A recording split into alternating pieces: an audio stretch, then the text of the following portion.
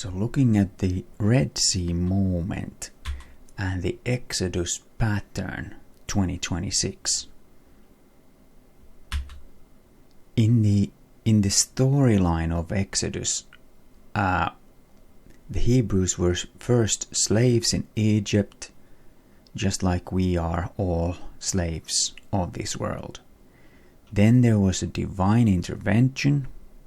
That's an allusion to the 10 plagues, the last one of which was the death of all the firstborn in all the houses that were not covered by the blood. And then there's a short wilderness wandering, and I'll come back to this, the precise days and how long it was in a moment.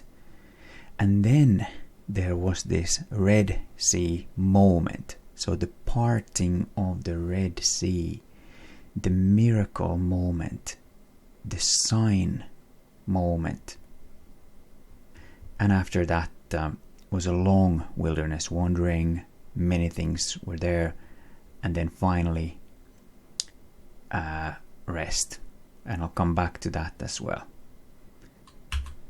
So first of all, the left hand side in here, let me actually see if I can so we are like business as usual. We are in Gilgal. The wheel is turning, but then came the year in which Israel is 77 years old. So where we are actually we've had this trumpet signal that it's time to go moment already. And then we are living in here, whether that be 6 or 7 months. Let's see.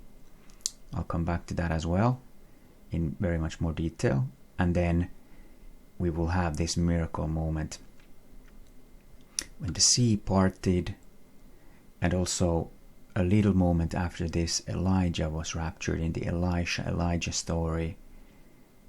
And then the rapture of the bride would fit into the same pattern. And then this wilderness wandering, the long one, which lasted 40 years back then, but maybe now it's 7 years. Then it's this tribulation, and then there will be millennial kingdom and the rest in here. But let's focus on this wilderness wanderings for now. This where we are right now. Like really laser focusing on the current moment. And this is from Numbers 33 and the 3rd verse. And they departed from Ramesses. So this the Pharaoh of Egypt at the time of the first Exodus. In the first month, on the 15th day of the first month.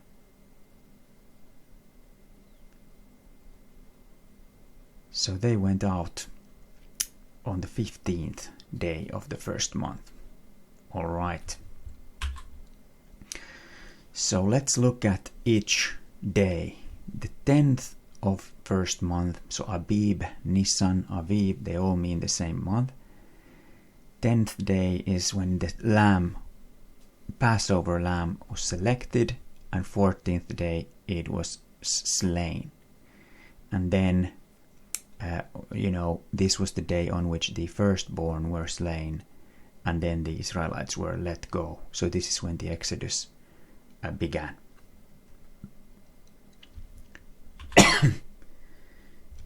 And I have some Bible passages in here as well, but for this 10th of Nisan or Abib, one interesting and important thing in the text, in the scripture, in the Bible, is that there was one lamb selected per house.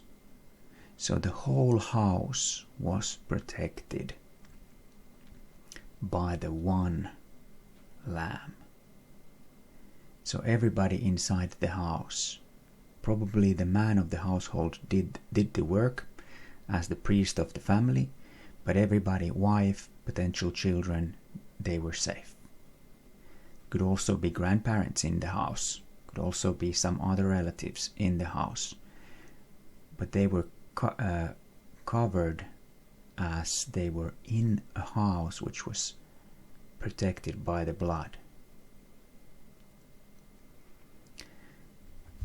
Yes, and then there were 4 days of inspection, and then indeed on the 14th of Nisan, in the daytime, a lamb slaughtered at twilight. So between the evenings. But it's mentioned in that it's in the twilight. So, yeah, considering the equinox to be the end of the night, we would be in the twilight as we speak.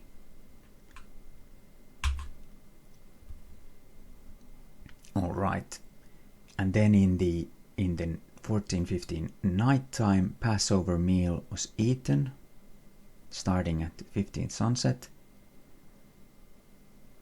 And then Pharaoh actually summons Moses and Aaron that very night and says, "Go."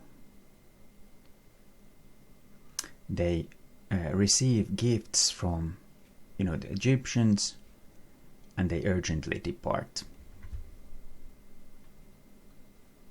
Probably many of the Egyptians realize, but they actually worship the one true God.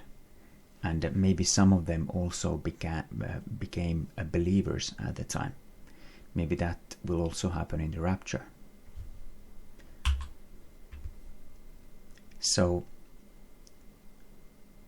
they left, all the men, plus all the women, all the children. It's a lot of people that left.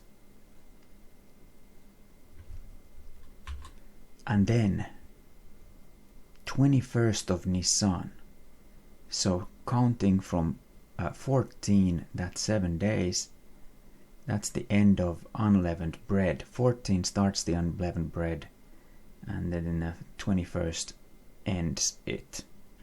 And that's when the Red Sea crossing is traditionally placed.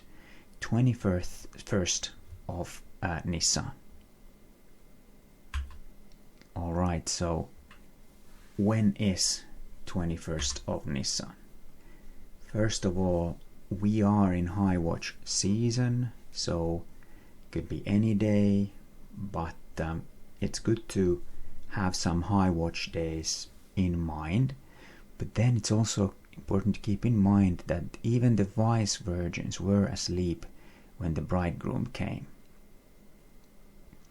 The only difference was that the wise ones had oil in the lamps, and the 5 others, half of the virgins did not.